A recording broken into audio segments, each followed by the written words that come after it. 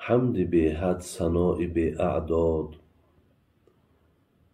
بر خدایی که نوری ایمان داد. السلام علیکم و رحمت الله و برکاته. اولا از خدای مهربان برای همه شما برادران و خواهران عزیز تنی صحت، ایمان کامل، وقتی خوش از الله مهربان آرزو و تمنا دارم. دو بخشی را که من برای شما از شعرهای شیخ سعدی، جلال الدین رومی، محمد اقبال لاهوری در اطراف آداب برای شما گفته گذاشتم. امروز هم که باشد در بخش این سیومم من در اطراف خود آداب از جناب شمس تبریزی مصرع‌هایی که ایجاد کرده است میخواهم به سمع شما رسانم. پیش از آنی که من این مصرع‌ها را برای شما گفته گذارم، با روایت حضرت عبدالله ابن مسعود پیامبرمان گفته بود است که ان الله قسم بینکم اخلاقکم کما قسم بینکم ارزاقکم. چگونه ای که رزقهای شما را الله تقسیم کرده است، آدابهای شما را هم الله مهربان تقسیم کرده است. زیلیاز است ببین یک نفر از مال دنیا کم دارد، یک نفر از مال دنیا بیشتر دارد. مثل همین بعضی از ما در آداب بی نهایت الحمدلله خوبترین آداب داریم. بعضی همون ببینید که تماما از آداب دوریم، نابسته از آنی که شاید معلومات هم داشته باشیم، شاید وظیفه هم داشته باشیم، شاید از علم دین هم آگاهی داشته باشیم، ولی آداب این دیگر چیز است. به همین خاطر جناب فضیل ابن عیاض می گفت که با یک نفری که اگرچند که توفیقش و محبتش بدین کم هم که باشد یا نداشته باشد، لیکن آداب داشته باشد، با او میخواهم نشینم از اویی که به یک نفری که اگر کل قرآن را میداند و آداب ندارد، با او نمیخواهم که هم نشین باشم.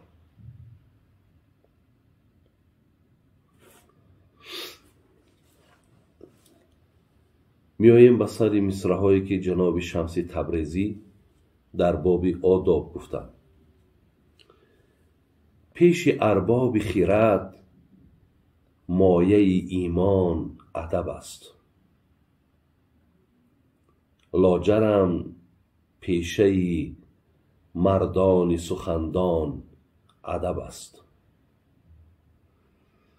بی ادب را به سماوات بقا منزل نیست، در سماوات بقا منزل مردان ادب است.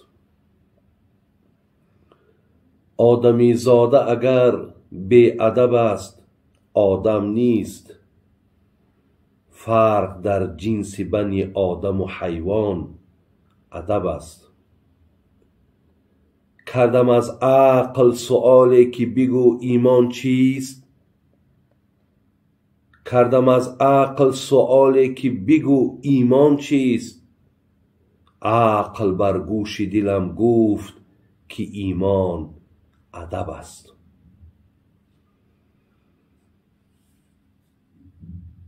دیده بگشای ببین جمله کلام الله را آیت آیت همگی معنی قرآن ادب است. گر تو خواهی که قدم بر سر ابلیس نهی، دیده بگشای ببین قاتل شیطان ادب است. یک دو سه روز که در خانه تن میهمانی، با ادب باش که خاصیت مهمان ادب است.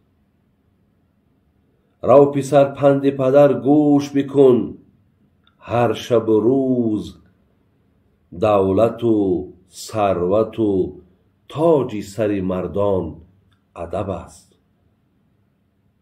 شمس تبریزی بکن ذکری خدای ملکوت، نغمه پردازی این مرغ خوش الحان ادب است. برادران عزیز و گرامی، من برای آن مصرع ها را برای شما آهسته خواندم، ملایم خواندم و انشاءالله گمانم همین است که دیگر این نیازی به معنا کردن ندارد. ما از اول تا به آخر دیدیم که برای هر یک نفری ما، خواه خواه زن، در کدام مقام و منزلتی که باشیم، حتما آداب در مد اول میستد. یعنی باید که هیچ وقت از آداب، از فعل خوب ما و شما دور نباشیم. برادران و خواهران عزیز، آدمی با ادب، انسانی با ادب هیچ وقت بی دوست نمیماند. همیشه دوست دارد. همیشه اطرافش نفرهای هستند برای خاطر آدابش. حضرت لقمان را هم فرزندش وقتی پرسید، حضرت لقمان که آدم دانشمند بود، فرزندش خواست که از این دانش پدر استفاده برد. گفت پدر، بهترین آن چیزی را که الله به بندش میتید چی است؟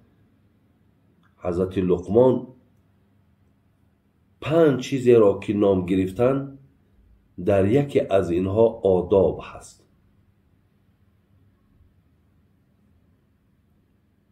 برای همین هر کسی که دارای آداب باشد، یکی از بهترین آن چیزی که الله بر بندش میتید همین آداب هست.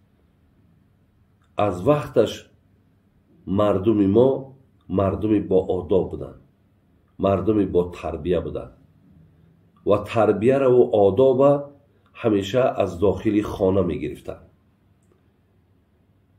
ما همیشه با کلانترها سلام می دادیم.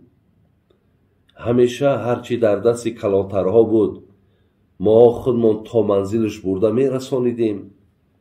کلانتر را می دیدیم از جامون بلند می شیدیم و برای کلانتر همیشه در نزد دسترخوانم که می نشستیم برای اونها چای کشیده می دادیم. خلاص وقتی که ما همیشه این خصلت های نیک را می کردیم،